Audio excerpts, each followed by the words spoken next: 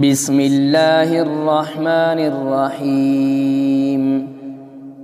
يسبح لله ما في السماوات وما في الأرض الملك القدوس العزيز الحكيم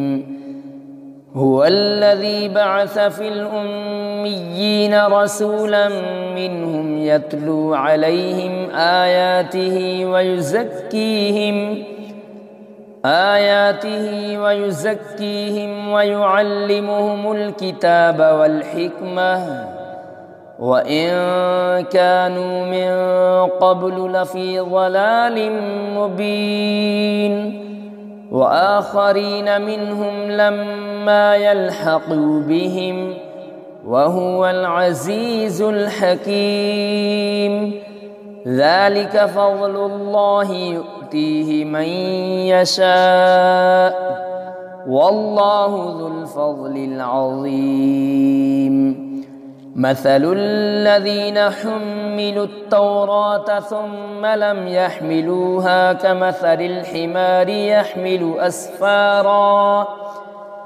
بئس مثل القوم الذين كذبوا بآيات الله والله لا يهدي القوم الظالمين قل يا أيها الذين هادوا إن زعمتم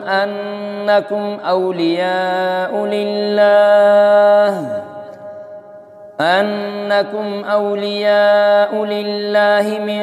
دون الناس فتمنوا الموت إن كنتم صادقين ولا يتمنونه أبدا بما قدمت أيديهم والله عليم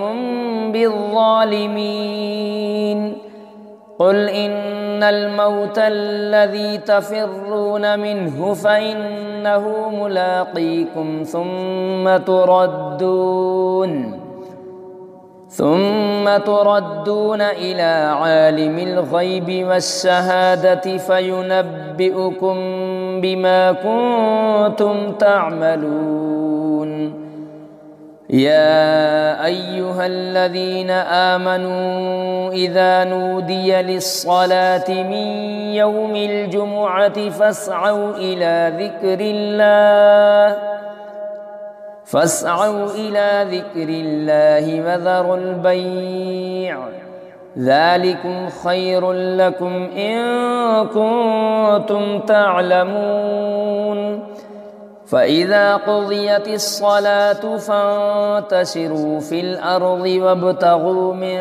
فضل الله واذكروا الله كثيرا لعلكم تفلحون وإذا رأوا تجارة أو لهوا انفضوا إليها وتركوك قائما قل ما عند الله خير من اللهو ومن التجارة والله خير الرازقين